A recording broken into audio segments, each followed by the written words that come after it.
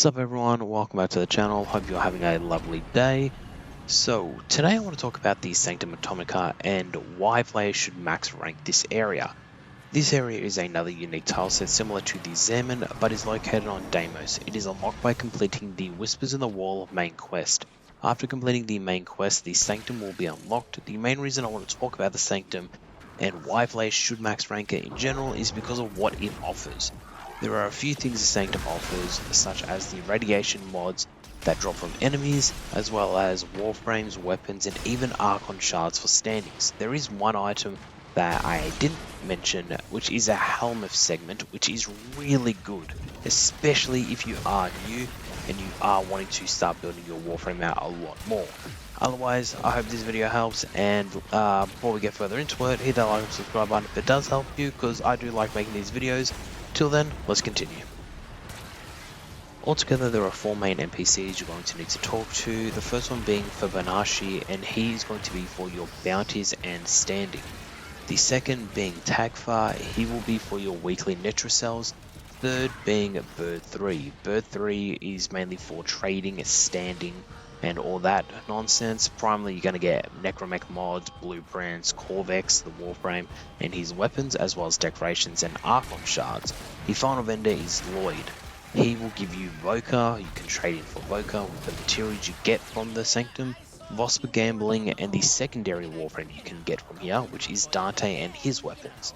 With Tagfar and the Netracells, this is a weekly activity you can run up to 5 times. That cost 1 search pulse per run, enemies are level 200 murmurs, and there is no respawning, but the rewards are worth it if you can get both the regular and Tower Forge Archon shards, or just be like me and get shafted and continue to get melee adapters and arcanes.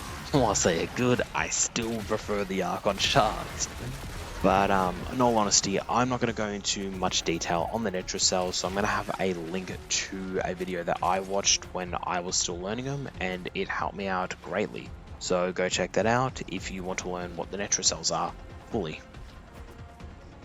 Fibonacci is going to be your bounty fish for reputation and standing, as well as Corvex parts. Corvex's parts can be obtained through the first 3 bounties, being his chassis, systems, and neuroptics. You can get his main blueprint from completing the quest Whispers in the Wall, which you would have prior to doing any of this. The other item that drops is going to be his arc gun, which is a rare drop and is on all 5 of the bounties, so you can run any of the bounties and just get lucky with that rare drop. Personally, I had a friend trade me the blueprint because I don't know what the fuck it is, my luck just absolutely sucks. And then guess what I got? Not even a day afterwards, the fucking weapon blueprint. Enough of that, and enough of my whining, getting back on topic. The whole rare item system in here is going to be Voca. This is, well, I should say the whole collectible item, not rare, but yes, it's going to be Voca. Voca is used to trade with Loid. You can use it for standing, or you can just buy it from him as well, and use them for both Dante and Corvex's weapon parts, as well as the frames themselves. You will need to use these items to craft, which I personally recommend doing the crafting side of things before wasting your Voca on Loid's standing and reputation in general.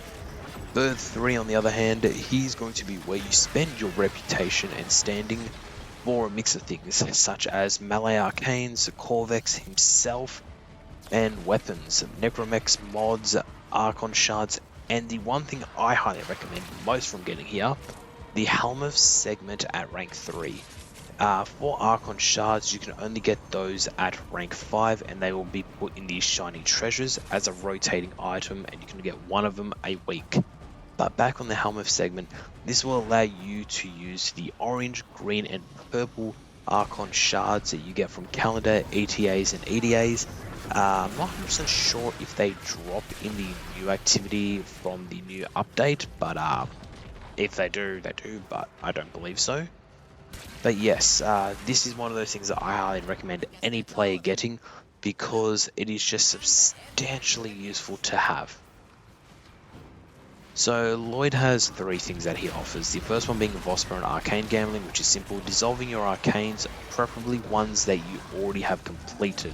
So just say you have an 5 extra Bellicose from the 1999 missions, or you have, for example, Augmented from Salmon, and you got like 6 or 7 left over from there, and they just keep piling up, but you don't need them. Just trade them in, and you get Vospa for it. When you trade in the Vospa, you need to trade in 200 of it. You will get 3 random arcanes depending on what you pull. So, for example, if you were trying to pull something from Taviri or the Eidolons, you'd get 3 random arcanes from there. And you can do more of these. Like, I actually tend to kind of stack up and do like 5 pulls at the same time, so I get 15 random arcanes from that area and just go by that. This has actually been a very helpful concept, so if you are not wanting to do a certain activity, this could be your easy way to do something, but it does kind of suck trying to get the rare ones, so do keep that in mind. As for the second thing you can do with him, it's Voca trading, where you can either buy Voca from him or you can trade it in for standing. Very simple concept. And the final one is going to be Dante. You can get Dante from Loid by just trading in the materials from the disruption mission that is on the Sanctum. You can either run the bounty or the mission node. I preferably like to run the node because I just do 4 rotations. I get 40 of Dante's materials per run, which you get between like 1 to 5 per little disruption node, and you got 4 of them. So just say you get like 2 every run, 8 for 1. Next one you get 3 in all of them, 12, etc. It's just random what is going to drop from it. But yeah, every 4 rotations you're going to get a Dante part dropping or one of his weapon parts. Preferably farm out for the fucking blueprints. I cannot stress this enough. The blueprints cost an arm and a fucking leg. Like, it is crazy how much they cost compared to the rest of his parts. So try to farm out that primarily. If you got no luck in that RNG, good luck. That's all I'm gonna say. So I'm gonna wrap this up. Unlike my previous video about the Zaman, which was, this is just how I personally feel on it. It was mainly designed to improve both your operator and your arcanes and your amp. Honestly, the amp side of things is something that should be done much kind of earlier. But I'm gonna probably work on a lot more videos like this because I do like where they're going and I like what they do for new players, personally speaking. But there are probably people who can do 100 times better than me at this, but that's my opinion on it. Going back on topic, the Sanctum, in my opinion, where it felt it improves a player or improves someone new, what it did for me was it helped me with my Warframes and their Archon shards. Necromechs I can't really talk too much on, but this will be a great set for your Necromechs due to the mods and that are obviously here. And weapon improvements. Not gonna lie, a lot of the mods that you get from here, a lot of the weapons and stuff are really good for obviously building and learning and getting into. The Grimoire is a great one, which you just get given, which is, again, a great one overall. But that's my personal take on this. Like, the Zaman is, if you have not run it, or you're not willing to run it, I would just say run it because, again, you get a shit ton of good stuff for your operator and a lot of arcane improvements for both operator and Warframe. Whereas Sanctum, it's more Archon shards and Necromechs, in my opinion, that hold this area greatly together. Otherwise, again, that's my personal opinion on things. You guys may differ, and that's fair. That is fair. We all have different opinions overall. Otherwise, the only other things I actually run in the Sanctum, which a lot of people still do, even my friend who is LR5, he comes in here. It's a mix of, obviously for him, is EDAs and ETAs, as well as Vospa gambling. For me, it's Netracells and Archon shards, as well as Vospa gambling, because fuck it, gambling's fun for me. In game, do not gamble in real life. That's all I'm going to say. But till then, I hope you guys do enjoy the video and are enjoying the new update, because I sure as hell am. Till then, have a good day, afternoon, evening, or night, wherever you are. Peace out. See you in the next.